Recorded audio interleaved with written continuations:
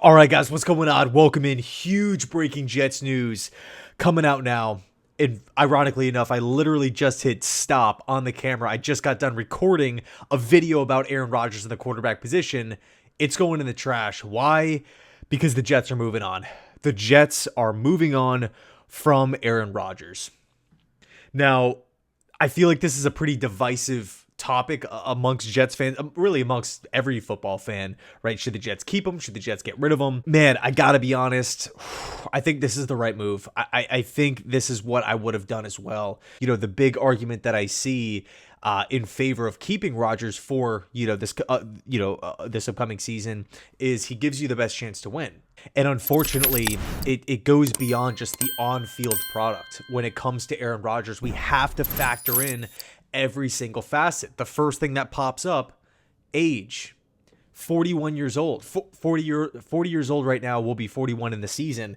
It would be completely different if Aaron Rodgers was 30, 32, 33, 36, 37 even, right? Upper 30s. But the fact of the matter is that Aaron Rodgers would probably only stick around for one more season. It's not, a situation where we're talking about, okay, here's the 5-year plan, the 3-year plan with Aaron Rodgers. It's just that 1-year bridge. The second concern is injuries. Yes, of course, Rodgers played all 17 games, but one of the biggest excuses on some of the poor plays, some of the losses, especially in the middle part of the season, was, well, Aaron Rodgers was hurt and he was like battling it. He was forcing his way out there. And he was not going to, be slowed down by the injuries as far as having to miss time. But supposedly he dealt with an ankle, dealt with a knee injury as well. What happens if he gets beat up again, right? What happens if we're in training camp and there's like a small tweak or there's a lingering thing going on? What happens if it's week 3, week 4, and boom, Aaron Rodgers gets hit the wrong way, or there's some sort of non-contact thing and he's out for the next 10, 11, 12 weeks and we have to roll out Tyrod Taylor or Jordan Travis anyway. I think, again, factoring in the age here, factoring in the injury history, I think it's a big concern. And then finally, the third main concern here with Rodgers is the financial situation, right? Now, the Jets are kind of screwed because they owe Rodgers a ton either way, right? Because Rodgers is leaving, we're still going to have to pay a ton. Rich Cimini actually did an article on those exact numbers. Let me cut to it real quick to try to find those. So he goes on to say, if Rodgers doesn't play for the Jets in 2025, if he's cut or retires, the Jets have a $49 million dead charge, which is the accumulation of prorated bonuses from past years. That's a substantial cap hit, more than double his cap charge if he's on the roster in 2025. So again, the Jets are having to pay Rodgers a ton here. Here's the good news, though. The Jets could essentially take that number. Yes, of course, it's a huge number, but they can take that and split it into 2 seasons.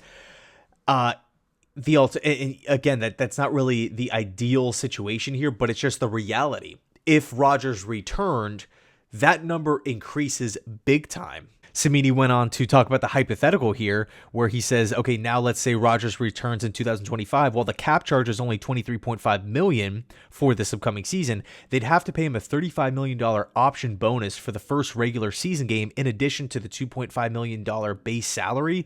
And in 2026, if Rodgers came back for 2025, the dead charge balloons up to $63 million for 26. Which is a freaking ton of cash.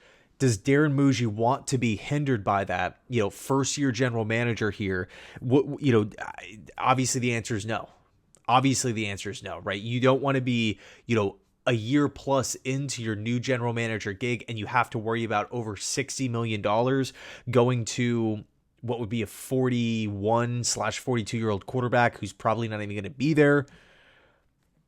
It's just a ton of money. It is just a ton of money. And, last but not least, we have to ask the unfortunate question, would Rodgers buy in, with a new GM, a new head coach, a new OC who would be a first-year OC, a brand new offensive system, a brand new coaching staff, to go from what we had a year ago, which is the Jets doing every single thing possible for Aaron Rodgers, really the last 2 years. But, obviously last season he was actually out there on the field. But here's the coaching staff that you want. Here is the system that you want. Here are the players that you want. And all of that resulted in 5 wins. To go from that situation to now where it's just new faces all over the place, a new philosophy, just massive changes throughout the entire organization. It's going to be a pretty drastic shift. And it does feel a little odd that we would have, a quarterback in his 40s that is really, really expensive, that there are injury concerns or, durability concerns at the least to kind of linger on. And, you can argue Rodgers is better than Tyrod. You can argue Rodgers is better than the rookie quarterbacks coming out. And those are all fair points. And Rodgers probably would master the system maybe a little quicker than other guys because he's just so smart.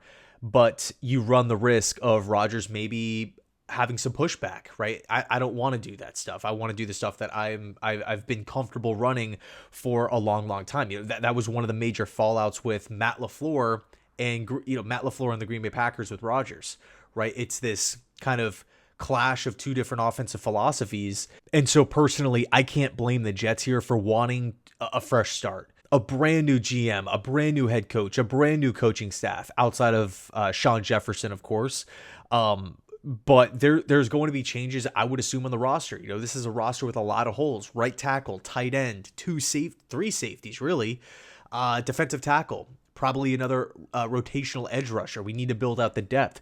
I'm going to sit here and assume that if Rodgers is going, Davante Adams is probably going to go. By the way, Davante Adams is owed over $30 million for this season. So if Rodgers is leaving and Davante Adams is leaving, long-term wise, you're going to be saving a lot of money. But with that comes a pretty big need at wide receiver. So from a macro perspective here, the Jets they're turning the page. I mean, really, this feels like a brand new book, new identity, new vision, new philosophy, new coaches, new front office members. I mean, Rick Spielman was just freaking added to this team, man. Like that, it feels like Woody Johnson is doing things a little bit differently this go round. Clean slate. So let me know your thoughts down below in the comment section on this. But the New York Jets will have a new quarterback in 2025.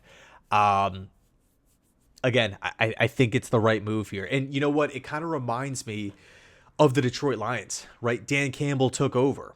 And what was the win now type of move? What was the quarterback option that gave the Lions the best chance to succeed? Matt Stafford. What do? They traded him away for a long-term play. Jared Goff, 2 first-round picks. I believe they also got a 3rd or a 4th-round pick, if I'm not mistaken on that. But it was a humongous package coming back in return for Detroit. Obviously, the Jets don't have that luxury where we're getting, all these picks back in return. That would have been sweet. But that would have been the go-to move, right? If it was all hands on deck, we need to make the playoffs as soon as possible, they would have kept Stafford. So Aaron Glenn has kind of been around this situation before where it's like, we need to completely overhaul this thing and shake things up. Obviously, it worked for the Rams in the short term, and it's working for the Lions in the long term. So that's what this kind of is reminiscent of, for me at least. Anyway, thanks so much for watching. I appreciate you guys, and as always, go Jets.